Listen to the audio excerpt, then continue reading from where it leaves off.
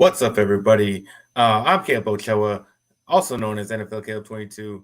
This is Betting the NFL week number 13. Um, as always, I'm with my co host, Derek Weatherly, also known as DWeezy. What's going on, man? What's going on? Yes, it's another week. We're getting deep into that NFL season. The delirium's kicking in, the grind, the hustle, but we're back for more. Absolutely, man. Um, I had a pretty good week. Won some money on my 10-team parlay. Very happy about Yes, that. yes, folks. Our man, and I seen the ticket, and 10 leg parlay on a teaser. I know my man has to be feeling good. Absolutely. That's hard to win. 10, even if it is a teaser, to win all 10 games. Just win a parlay period is hard.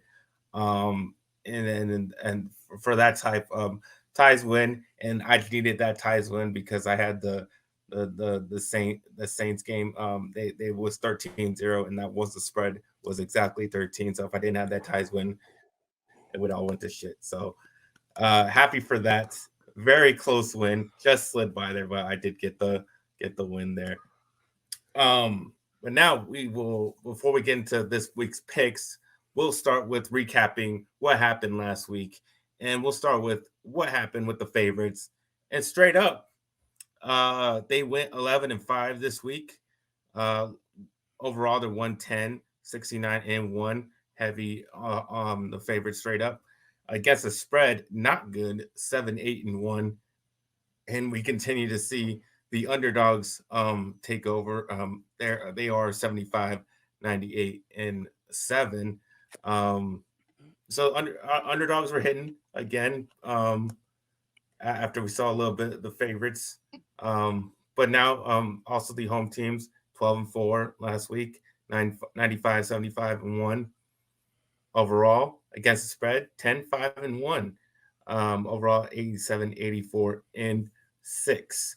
Um, so home teams still have the edge over the away teams. And over and under, got an even split, 8-8 on the over and unders. That might be an adjustment on the points, um, or or just there was more points scored. Either way, it was an even split.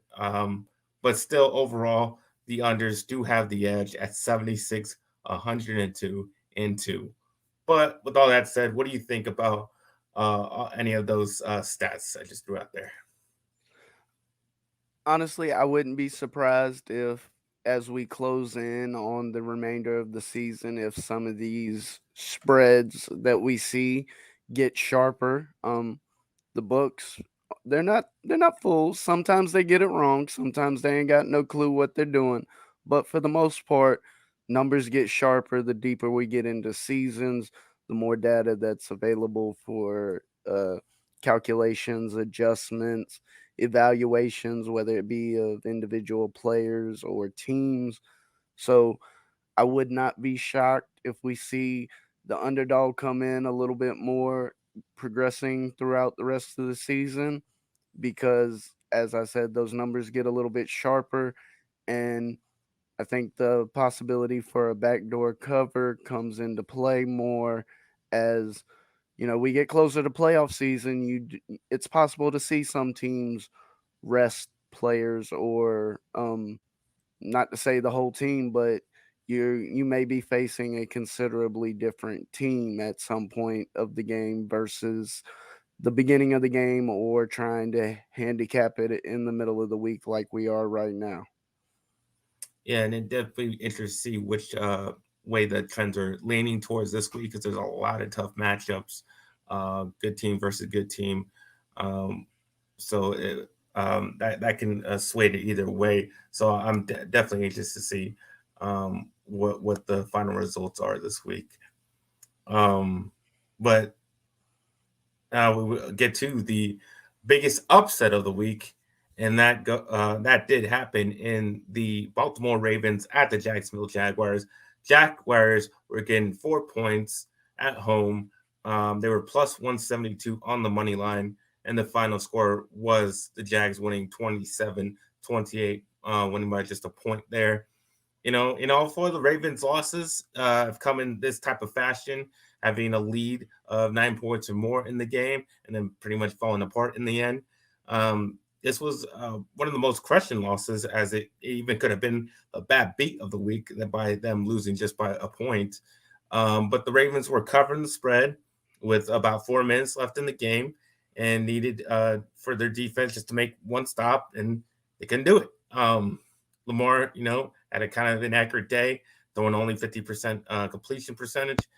Um, and as a team that goes through the run, they ran at 162 yards, more having of course the bulk of that. But Trevor Lawrence had a great day, 29, 37, 321 yards, and 3 touchdowns. He had to do that because the Ravens completely shut down their run game, and Zay Jones had a hell of a day, 11 receptions, 145 yards, especially getting them down in that winning game-winning drive. But this happens when you play a team kind of like this, nothing to lose. They're going to go for it for the win instead of playing for overtime. And they converted the two and pulled out the upset of the week. But what are your overall thoughts on this game? I definitely think it was interesting that we saw Jacksonville going for it, going for the 2 point conversion there at the end of the game, basically saying we're going for the win. We're not trying to do this in overtime, and that can be evaluated a couple of different ways. But the way the Jacksonville Jaguars were able to push down the field late in the fourth quarter against that defense is a testament to the fight that they had in them, and not many people were taking them to win this game outright.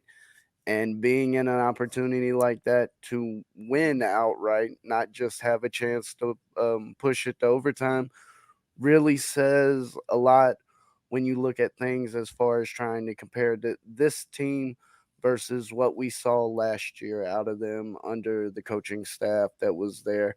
Of course, we all know of Urban Meyer and everything with that. Um, I'm not sure how much of a overhaul was done on the staff, so I don't want to say there was multiple people that were shipped out or whatnot. But since Dougie's come in there, he's seemed to have turned things around, and what seemed to be possibly one of the worst teams in the league could quite possibly be maybe a year or two away from being considered a contender, which is far from where many people expected this team to be when the season began. Absolutely with that. See what happens with them. But next we will get with the largest cover against the spread, and that came in the Chicago Bears at the New York Giants. I mean New York Jets. Um, Jets were minus 4.5. Final score was 10-31. Turned out to be the right decision to bench former starting quarterback Zach Wilson for Mike White. He was getting another chance to start. He made most of his opportunity playing against a very poor Bears defense. He threw for 22 at 28, 315 yards and 3 touchdowns. They had to rely on him on offense because they already had Brees Hall out for the season. They lost Michael Carter during the game as well. The Bears were not really able to give much resistance due to them not having Justin Fields out there. Trevor Siemian couldn't really do much with an offense that's basically based on Fields' ability to run the ball. And on top of that, they had Herbert on injured reserve. Then Mooney goes down. Um, so this ass kicking was kind of inevitable, considering how banged up the Bears were. And there's not they're not even a very good team when they are healthy anyway. So that minus 4.5, was probably bound to happen. I mean, that's just how the Bears season has gone so far. Yes, and in this game, well, before this game, there was definitely a story that had the gambling world buzzing a little bit, as I believe it was the official Twitter page of the Bears put out a tweet about Nathan Peterman starting for the game, and this did not end up being the case, but this did cause a bit of a wildfire among certain communities where people found themselves running to the window to get on the other side of the possibility of a Nathan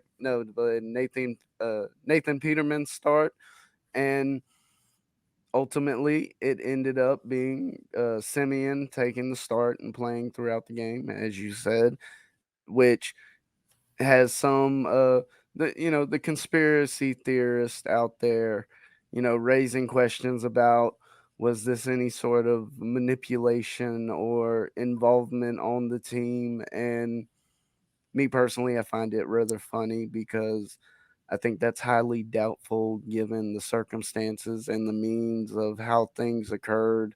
Um, whether it was Trevor Simeon or Nathan Peterman, would you really handicap this game differently from either one?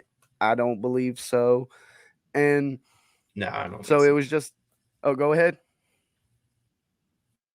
No, I don't think it makes really a difference who was starting that game. Exactly. And so, I think it was just a weird occurrence because of the past history of Nathan Peterman, but you know that it's the type of information that will tell people to keep their eyes open for. If you see the possibility of a last minute roster change or somebody being scratched from a start, it may be the type of thing where a number like -4.5, -4, you feel is a little too light, and you know you think it should be -7 and it's not, so you're going to jump on that -4 before they can adjust the number. All right. Next, we have the bad beat of the week, and that is the New York Giants at the Dallas Cowboys. Dallas Cowboys were -9.5. Final score was 20-28. Everyone who bets favorite, especially a big favorite like this, hates that late backdoor cover. This was a classic example of that. The Cowboys were up 15, about to go up 18 points with just a minute 13 left in the game. Brett Maher, who has been really good this season, misses a very manageable field goal. The Giants get the ball back with about a minute left. And of course, that's enough time for them to go down and score a meaningless touchdown. And one of the things that helped them was, an inexplicable, unsportsmanlike penalty that they got. I still have not seen footage of that even actually occurred because they didn't show it any replay or anything like that. So I don't know how the hell they throw a penalty on that. But that helped them get down the field. Giants scored, cut the lead to 8, which obviously misses the cover by just 2 points and led to the bad beat of the week. Yes, this definitely qualifies as a horrible beat, and it's something we talked on before that occurs quite often when you get into some of these larger spreads. I think we touched on it a little bit, double digit spreads and the difficulty in playing those because something as I, I don't like to use the word meaningless, but this touchdown had no outcome on the game. Yes, technically the Giants were still alive. They had a chance at an onside kick and things of that manner, but from a statistical standpoint, they were pretty much dead in the water. And so you hate to see a backdoor cover like this, but that is the risk you take when you start trying to play spreads where you're looking at like a 9.5 double digits. Um, some of these numbers they get razor sharp when you start getting above, say, a touchdown, 8 points, because the book's not looking to lose money, and it's hard to find yourself on the right side of that number sometimes when you have such a wide gap that you have to cover.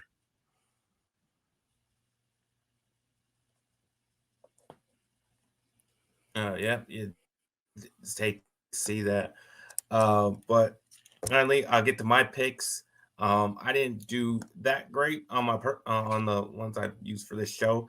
2-2-1. I'll even up there, but still, I have a positive record. Overall, 31-26-1. So that's really all you can ask for. Staying the positive. And my best pick of the week was the Buffalo Bills at the Detroit Lions. Lions were getting 9.5. Um, my belief in momentum pays off for me once again. I like to bet off of teams having momentum throughout the season.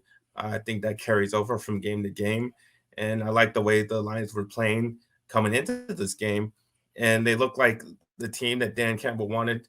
And though it wasn't enough to get the outright win, they easily covered a very large, 9.5 point spread at home on Thanksgiving.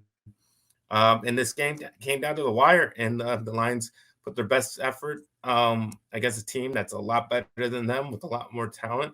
And Goff played pretty well, getting it to the same ground pretty often for 122 yards and a touchdown. The Bills, and just too much for them with Allen and Diggs and all them. They got them down the field pretty easily to kick that game-winning field goal, and that was that. But I thought that was my best pick because I really believed in the Lions playing up to the standard of the Bills, and that's exactly what they did. And I thought it was going to be a pretty easy cover with that amount of spread, and that's what happened. So I'm happy about that. Yes, if I'm not mistaken, it's the first time that back-to-back wins has occurred on Ford's Field in Detroit since 2016. Unfortunately, the Lions are not the team to do that, as the Buffalo Bills, got displaced in the previous week to Detroit, decided to hang around, seemed to be comfortable. Now, when you do look at the stat sheet, you will see it does appear that Jared Goff possibly outdueled J- uh, Josh Allen in the game when you line up the stats. As you said, the Lions were clearly up to the challenge of trying to take down the Bills. They put together a last minute drive to tie the game up. Unfortunately for them, it appears that the Buffalo Bills learned a thing or two from Kansas City about moving the ball downfield, and 23 seconds just wasn't enough time. And they got their field goal kicker out there. He was able to drill it, lock in the win. Um, so yes, from a spread standpoint, this was a easy win for those that may have had the money line. I'm pretty sure they found themselves a little bit sick.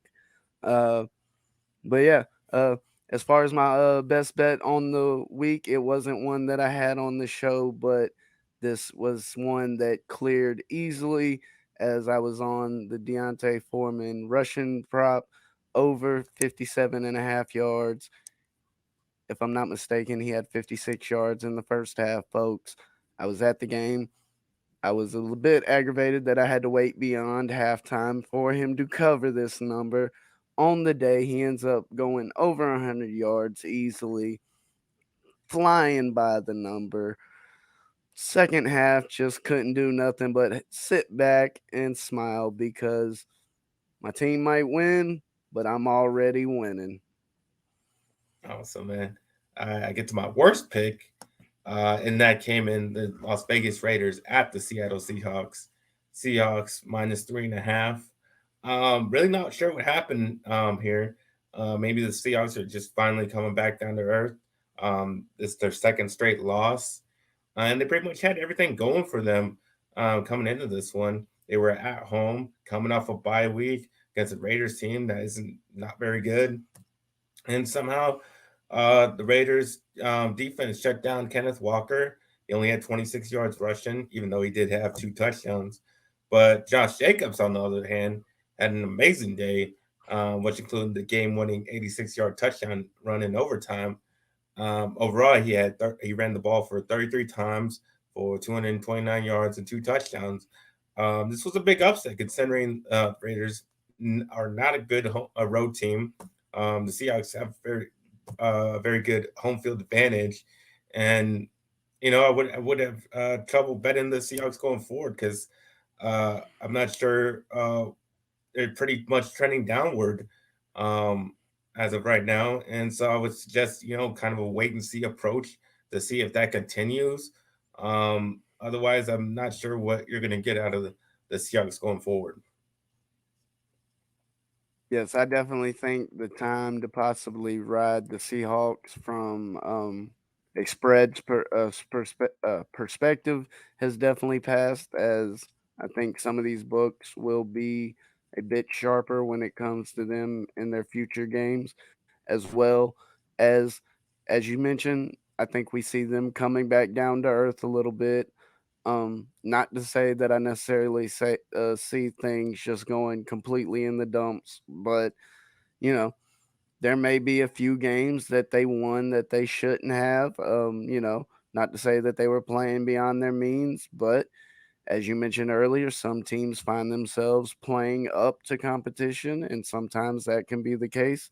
And in this game, you know, they pushed it to overtime. They were clearly in the game. It wasn't, you didn't see any fight out of this team, which I think does add to that confusion some because I don't think you'll see a large spread with the Seattle Seahawks going forward, and unless it's a true heavy favorite coming in, I imagine that a lot of their spreads going forward will be within, even if they're a favorite, within that 3 to 4 point range, field goal type game separation.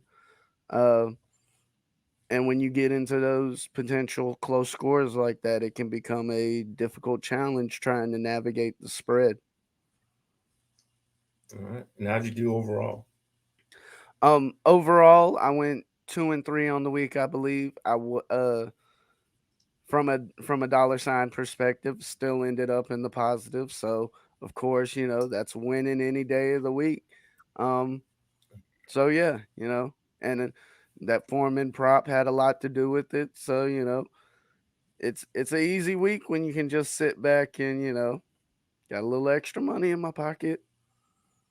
I don't know if I was doing as good All as right. you though. I seen that ticket, so yeah, for the viewers, what was that last game on your ticket that you needed to hit? The Monday night game, the Steelers +8. Um, and I felt pretty relaxed pretty much from the start of that because Steelers got off That's to what I such was a good gonna say. start. I was Like, if like, that okay, was the I got last it in the bag. game, then yeah. I mean, I don't think Yeah, that was ever really in doubt. So you definitely got to love that. Basically money in the bag as you're just sitting there. Like, I might watch the game. I don't need to watch the game. Yeah. yeah. So that was great. Hopefully, I get another one of those this week. But before we get to our picks, um, we like to help you guys out win some money.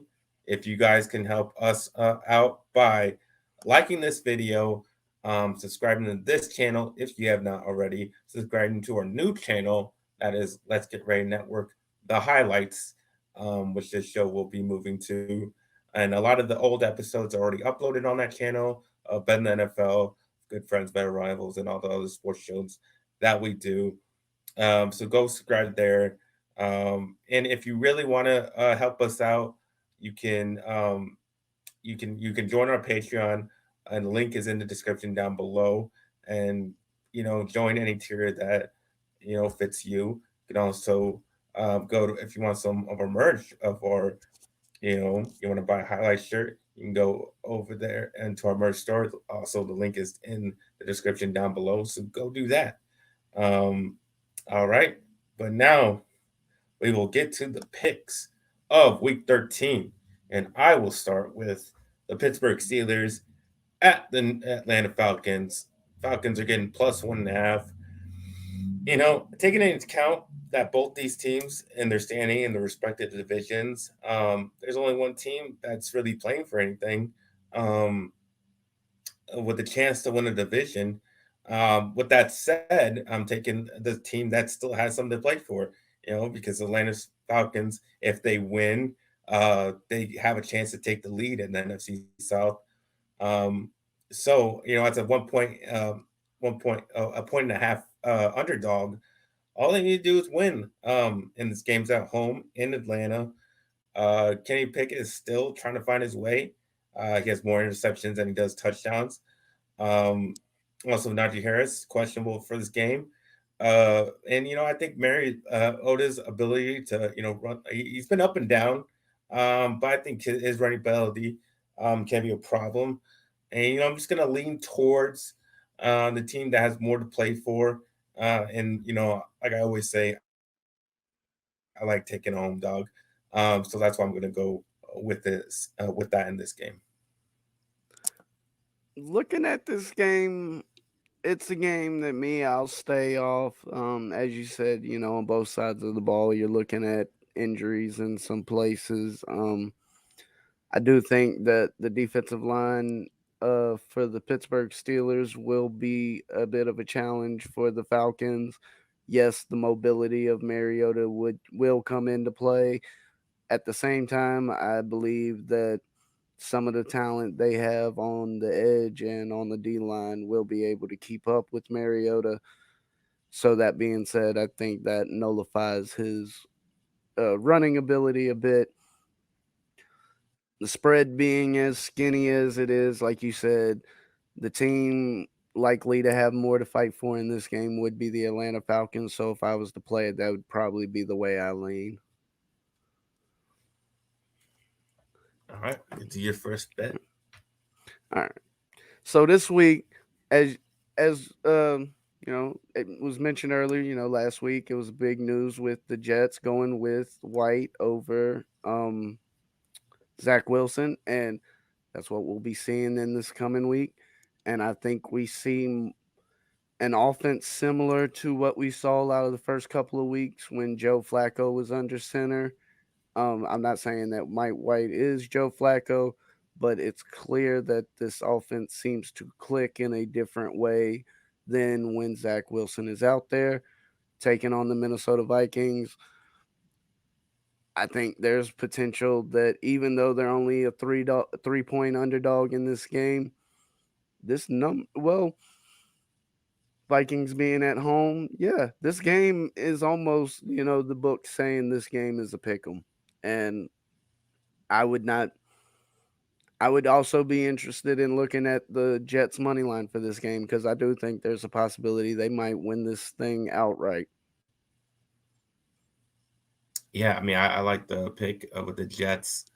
I wanted to take them. I just didn't know I can go with it. The Vikings, they're still a really good team. So I can go all the way on that one, just for that reason. And I couldn't even like I said, I like picking momentum. I do think it is a good pick to go with the Jets. I just for myself, Vikings scare me a little too much to have that as one of my picks. Um, but next, I got the Jacksonville Jaguars at the Detroit Lions. Lions are getting a point and a half. Even though the Detroit Lions lost last week against the Bills, they put up a hell of a fight, like I mentioned earlier. I think this team still has a lot of fight left in them, despite their record. Just because they play hard for their coach. I think the opposite for the Jaguars. I think getting a big upset win. I think they come down from that. I feel like the Jaguars are a much more inconsistent team. I think the Lions are much more consistent in the way they play. I think they always play pretty hard, no matter if they're winning or losing. I think the Jags are more an up and down team, and I think it helps getting 10 days off from playing on Thanksgiving. The Lions also get a back-to-back home games, and even with the win last week, the Jags are still a terrible team against the spread, going 2-6 in their last 8 games. The Jaguars are horrible, 1-19, straight up in their last 20 road games. So they are a terrible, terrible, terrible road team. Detroit's been pretty good last 5 games, going 4-1 in that stretch. So I like the Lions in this one. This was another game that I was looking at, and I was leaning towards the Lions. You giving that stat about the Jaguars on the road? I mean, wow. I, I'm surprised this isn't something we've heard about before. I mean, that's astounding. So that being said, I will be looking to fade the Jaguars the rest of the season. Like, folks, look it up now. If you can get access to look ahead lines, I don't care what the number is. If they're on the road, take the other side. I mean, that's the way that sounds to me. So yes, we see a battle of two teams that are 4-7. We've seen a lot of fight out of these Detroit Lions, and I'm not on this game, but as I said, if I was to take a team in this matchup, I would be leaning towards Detroit in this game. They may not have the better coach, but at the moment they may have the better team. Though in a year or two, that may not be the same conversation. All right, you next pick. All right. So you know, to keep things in New York, I'm gonna be with that other team that claims to play their games in New York City, and that's the New York Giants as they take on the Washington I have Commanders. this game as well. Awesome. Well, I'm gonna be riding with the New York Giants plus 2.5. I'm willing to bet, this being a home dog, that there's probably a big reason why our man Caleb here is riding with it. This is an instance where You I would think, think. You would yeah, think. yeah, But yeah. it's not. But It's not so. It's not so. oh, see, so stick around. Yeah. So yes, I think this is an instance where possibly the wrong team is favored. Uh, I do not think the Washington Commanders win this game outright. This game being played in New Jersey for the home game for the New York Giants. Plus 2.5. I think I'm getting the better team, and I think it's just an easy game to ride with and see how things go. Yeah, I'm on the completely other side. I think this was an easy one for me. Because I've said for weeks now, I am not going to get off the Taylor Heineke train until it derails, and it's not derailed yet. So I'm going to keep riding it. Um, Brian Robson running really well lately. Got 105 yards this past Sunday against Falcons. If they can rely on the run game, the Heineken has shown that he can make the plays to win the game in the end, no matter what his stat line looks like. Um, he gets it done.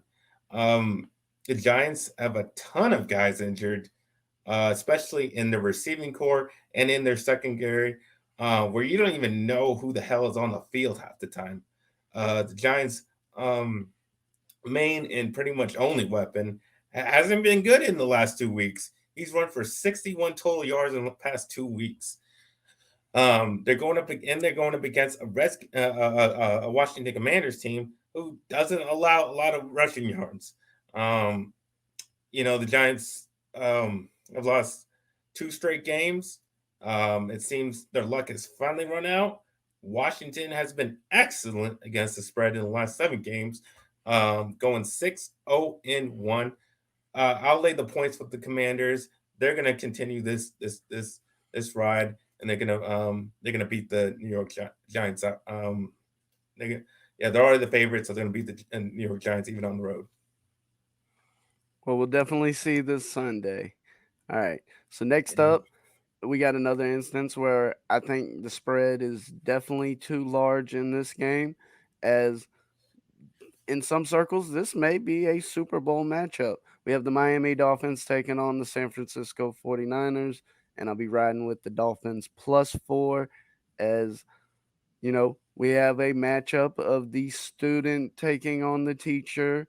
McDonald, coaching Miami Dolphins, taking on his former boss in Kyle Shanahan and the 49ers. I definitely think this will be a close game. I would not be shocked if this game is decided by a field goal. I do think if the 49ers want to win this game, they will have to find a way to shut down Miami offensively. If this game becomes a shootout, I do think Miami has the edge there. And the fact that I'd be getting that +4, would have rather seen a 4.5, but the fact that it's 4, the possibility that depending on how the numbers work out as they score, I'm rather comfortable sitting with a key number like that. So Miami Dolphins +4. I didn't really this one I definitely had to stay away from. This was one of the tough matches I was mentioned earlier. No two winning teams. It was too tough for me. I had to stay away from it. Think they're both playing really good. So I can't really say I can't really lead either way on that one because I think they're both yeah, like I said, they're both playing really well right now. But next, I got the Kansas City Chiefs at the Cincinnati Bengals. Um, yeah, Kansas City at Bengals. Bengals again +2.5. Bengals have won the last two matchups between these two teams. One was last year in the regular season. The other was in the AFC Championship game. In both games, the Bengals were underdogs, and they won the game by 3 points. I think this trend continues, especially with the Bengals being the home team, getting the points. It looks like both Mixon and Chase will be back for this game, which should put the Bengals at full health, weapons wise at least. The Chiefs' defense can definitely be exposed by Burrow. And the rest of these weapons, as the Chiefs are only 26 in passing defense. Chiefs pretty bad against AFC teams covering the spread. They are just 1-7 in their last eight games against the AFC. The Bengals are great against the spread in their last nine games, going 8-1. I like the Bengals at home getting the points. So yeah, I'll take them. Well, this is another game where you're gonna find me on the other side, buddy. I'm gonna be riding with at my All right. book it was -1.5, but I'm gonna be riding with the Chiefs in this game. The way this team has been rolling and the way their offense has moved in past weeks, given the struggles that the Bengals have had, I'm gonna have this is a game where the Chiefs are, they're going to have to show me otherwise that they can't win this game because even with a healthy Bengals team, I think that this Chiefs offense and team has the ability to go out and win by at least a field goal, if not more. And so, this number being as low as it is, -1.5, that's what I'm going to be riding with. On disagreement. Like I said, it's going to be a tough week to pick games, and as you can see, that we're on two different sides on some of these games, so you definitely see how tough it is. So you, as an audience member, gonna have a tough decision whether to go with me or would go with Derek. So you Somebody's got have to be right. that choice. Yeah. All right, I'll get to my final pick, and that it comes in Tennessee Titans +5.5 at the Philadelphia Eagles. I'll take the Titans in the points. I think this is just a plain and simple bad matchup for the Philadelphia Eagles. They like to run the ball. A lot of their offense is based around both Hurts and Sanders running it. But they're going up against a very good run defense with the Tennessee Titans, having the number two rush defense in the NFL. On the other side of things, the Eagles have problems stopping the run, and they're going to have to deal with Derrick Henry running it down their throats. Despite the loss against the Bengals, Titans still have a really great record against the spread, covering 8 of the last 9 games. 5.5 is a pretty big point spread again with two teams that have winning records. So I'll definitely be on the underdog side with this one.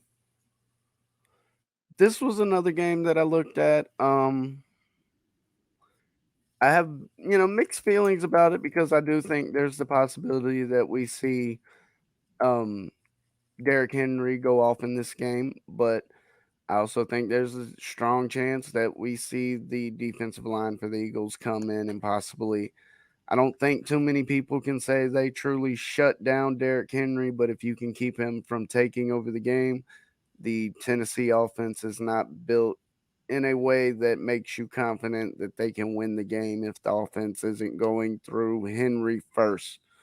And, that being said, I'm not gonna go. I wouldn't go against the Eagles in this game, though I'm not on it. But I would probably lean towards the Eagles. It's another instance where they're gonna have to prove me wrong. I think there's a chance that the Eagles could be representing the NFC in the playoffs, in the Super Bowl this season. Um, so yeah, as I said, I'd have to lean with the Eagles in that game, but I definitely think it will be an interesting game to watch when it comes to the battle at the line of scrimmage. All right, your final bets. All right. So to wrap things up, I'm gonna be going to Monday Night Football as the Buccaneers and Saints face off. We do have a divisional matchup. Got the Bucks coming in taking on a Saints team that has been struggling all season long, and the number is only -4 in this game. And I'm gonna be riding with the Bucks. I do think we see a little more scoring than we've seen out of them in the past few weeks. The Saints have had offensive struggles all season long, so it's my feeling that if the Bucks get any sort of lead in this game, that could be the nail in the coffin that wraps things up as far as the spread. All right, is that it? Yep. Okay, well, that is our bets for the week, and that's pretty much going to be our show. If you have a question about any sports gambling or gambling in general, you can just leave that in the comment sections down below. Um, but for now, you can tell everybody where they can find you, DWeezy. Yes, folks, y'all can reach me at Backyard Action Media, where hopefully here in the coming weeks I'll be starting up some live streams. Quite possibly be having my man Caleb on, working through the technical side of that, setting that up, and trying to make that happen. But yes, folks, you can catch me at Backyard Action Media here on YouTube, and I also have a Twitter account for that, which is at the Yard Bets on Twitter. All right, you can find me on this channel, and on our new channel, Let's Get Ready Network. The highlights, you'll subscribe. Doing betting this show, betting the NFL, and doing good friends, better rivals with my co-host Ferris Muthano, and talking Cowboys Giants as always on Mondays. You can find me on Twitter and Instagram at NFLKL22. And then you can find my articles that go along with this show. So if you missed anything, you can go read those on that is on our website at Let's Get Ready Network .com. So go please read those because I put a lot of work into them. So please go do that. But that's it for now. Thanks for watching.